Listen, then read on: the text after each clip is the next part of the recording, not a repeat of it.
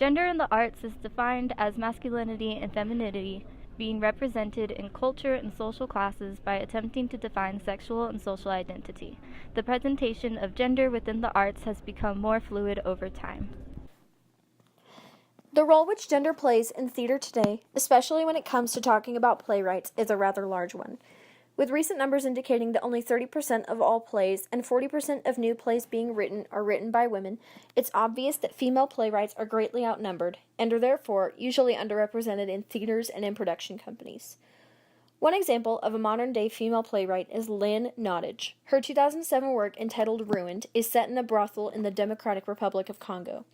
The work is very obviously pointing toward the struggles of women and is a rewrite of Mother Courage and her children. The play is cast so that many of the male characters are played by the same actor, further emphasizing the importance of women in this play. The work was conceived because of a trip that Nottage took to Uganda in order to find out about the brutalities that the Congolese women in the refugee camps there had to endure during their own country's civil conflict. The work also deals with sexual assault and the role that this has in the idea that women are inferior to men. This is evident when a male character brings two girls to the head of the brothel, one of which is said to be ruined because she has been assaulted and mutilated by rebel soldiers. It is the use of the title ruined here which makes the point that women are viewed during this time as property and should be treated instead as humans. The next example of a female playwright in modern times is Polly Stenham. Her 2007 work, That Face, deals with many very complex and controversial themes, such as inappropriate relationships between family members and alcoholism or drug use. Stenham is an example of the progression of the acceptance of women in fine arts, partially because of her age. When That Face was written, Stenham was only 19 years old and was praised for having the maturity and grace to handle topics as hard-hitting as those portrayed within the work. While That Face itself doesn't directly deal with the issue of gender and gender roles within a particular area or time period, the playwright herself is an example of how far the theater industry has come over the past several years. A final example to show female playwrights within modern times is Sarah DeLapp. Her 2016 work entitled The Wolves is largely about self-identity and the way that girls, especially teenage girls, work in real life.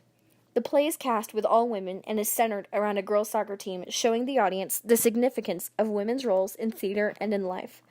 The work also uses the theme of self-identity to show the significance of these identities and that they don't follow a mold which society tries to place on people, especially women.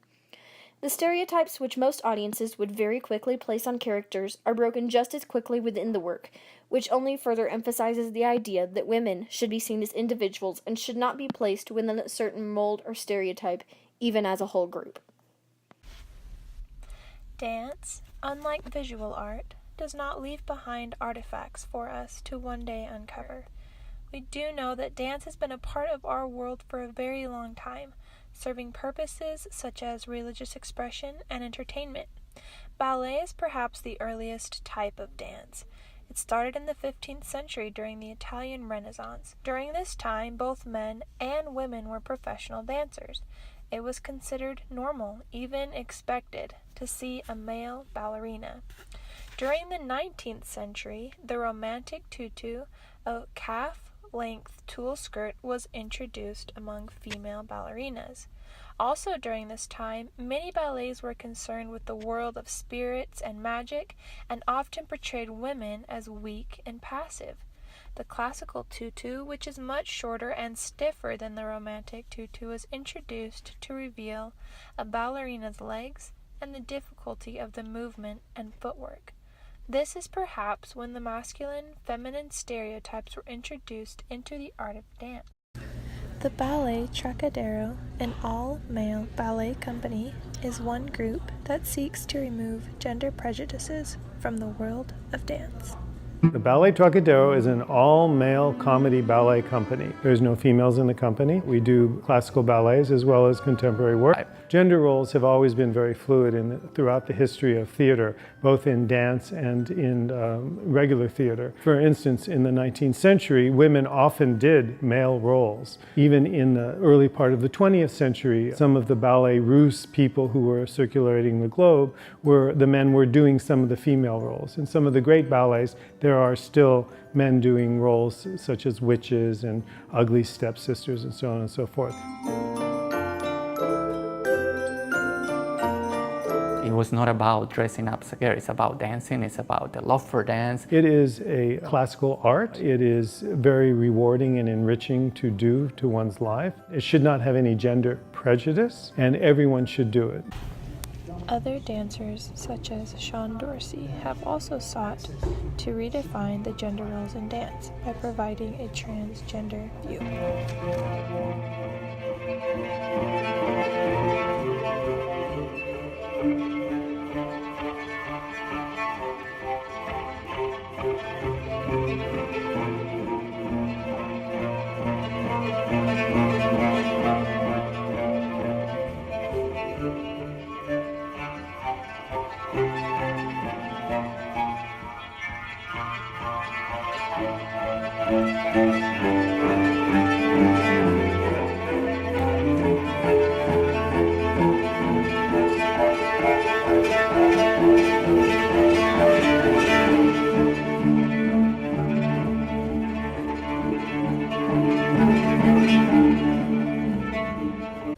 Can you name 5 female artists? This is a question that the National Museum of Women in the Arts began to ask after noticing a reoccurring trend that wasn't being changed. Women artists seem underrepresented in museums all around the United States. Starting in the 1970s, the idea was brought to the attention of the public, and it is still an ongoing fight of getting more women the representation they deserve. Amidst the feminist art movement, Judy Chicago and Miriam Shapiro began the first all-female installation in 1972 that was groundbreaking in the art world. It was known as the Women House and was unlike anything seen before. This installation was located in a home that held exclusively art and performances by women. A well-known performance that summed up the entire theme of the house was called Waiting, performed by Faith Wilding. Wilding rocked back and forth, progressively getting faster as she listed things that women are taught to wait for, whether that be becoming pretty or for their husbands to come home. Due to the attention the Women House brought to female artists, there was great recognition, but the numbers are still low. According to the group who are activists for female artists who have been around for 3 decades, known as the Guerrilla Girls, only 5% of the art pieces in the modern art section at the Met were produced by women. With that being said, out of 590 exhibitions that were displayed from 2007 to 2013 in America, 27 were exclusively for female artists. Museums like the National Museum of Women in the Arts are far and in between. Though there is little representation of female artists, many are just now breaking the system and becoming some of the most popular artists of today. The idea behind female art continued to shift and change, which can be seen through the pieces of early activists and modern women working today. In the 1970s, as the feminist art movement began to strengthen, many female artists came together to attempt to not only give themselves recognition, but demonstrate the struggles they had to face. An iconic figure from this movement would be Judy Chicago. Chicago is known for creating great controversy with her pieces, leaving the greatest impact in 2009 with The Dinner Party. This piece consisted of a large triangular table that had plate settings that resembled women's anatomy. This was just the start of not only feminist pieces, but what they stood for and the recognition they would get. Despite the ongoing trend of female artists creating controversy or not being taken seriously for their work, one artist is breaking that norm here and today. Starting in 1969 and just now breaking down the walls of traditional museum ideals, she is known as Yayoi Kusama. Due to the widespread of social media, Kusama's installation pieces are becoming so popular that museums are being flooded with people who want to see her work. She focuses on ideas that revolve around society and infinity. She is dissolving the walls that separate men and women and rather creates art for the people. In 2018, she is considered one of the best artists today. Breaking from traditional feminist art ideas and focused around sexism and the female role, she looked at the greater picture of humanity's contribution to our world. Female artists are hardly represented, but there are many greats that are beginning to rise to the top. This is mainly due to the widespread of social media and to transforming ideas. Men are dominating the art world at the moment, but with our progressive generation, many are looking towards pieces that reveal society's truths and struggles, something that is often found in female works of art.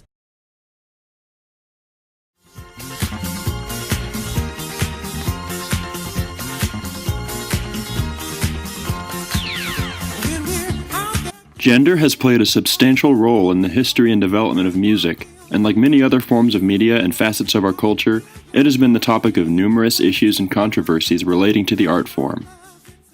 Up until the 20th century, the culture and evolution of music was almost entirely male-dominated, and females were often deeply pressured not to create and publicize music. Although we've seen many developments in the past several decades, non-male musicians are still, to this day, less likely to reach the same level of widespread recognition and cultural impact as male musicians. This has sparked countless debates about inequality in the music industry, and many influential artists have pushed the boundaries of gender roles and set new milestones that changed the course of music culture and history. Throughout the first few decades of the 20th century, more and more female artists were playing a massive part in the growth and development of popular genres like jazz and blues. After the counterculture movement of the 1960s, more artists began to create music and adopt images that blurred gender roles and illustrated unconventional attitudes relating to gender. One of the most groundbreaking examples of this was Lou Reed's 1972 hit Walk on the Wild Side, a song featuring lyrics that touched on controversial themes like transsexuality, which was extremely taboo at the time. Plucked her eyebrows on the way, shaved her legs, and then he was a she. She says, "Hey babe, take a walk on the wild side." Artists like David Bowie were expanding these themes outside of just their songs, and started incorporating gender bending and androgyny into their image as well. The 1980s and 90s marked a rise in songs and artists that not only integrated concepts relating to gender, but put more focus on legitimate gender issues that were present within their culture.